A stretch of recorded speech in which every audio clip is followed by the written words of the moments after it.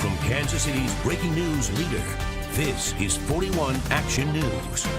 A 9-year-old girl locked in the basement of this home and not allowed to use the bathroom. We have team coverage on Kansas City's latest case of horrific child abuse.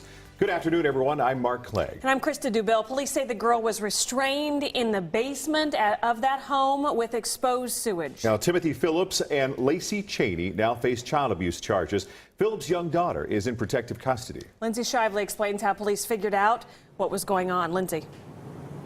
Krista, this is the house where she was kept, but it took a trip to the school nurse to break this case wide open. The 9-year-old girl, we know only by her initials, KMP, recently told the nurse at Cordy Elementary School that she didn't feel well. Her father, Timothy Phillips, later admitted to police she had infections from only bathing every 4 or 5 days.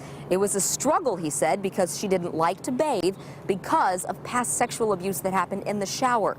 He told police she slept in the basement because of her bladder control issues. Officers found her one blanket and said it had been used as toilet paper. The backyard was her only bathroom. A neighbor was afraid to show her face, but could sense something was wrong with this very withdrawn girl who was so small. This neighbor thought the victim was in kindergarten.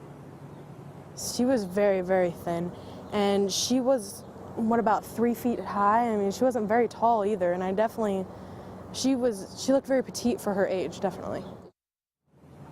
Now, she says if she knew how old KMP really was, 9 years old, she would probably have called authorities. But this was not the only child living in here, just the only child allegedly abused. More about that coming up on 41 Action News at 5. For NR Live in Blue Summit, Lindsay Shively, 41 Action News.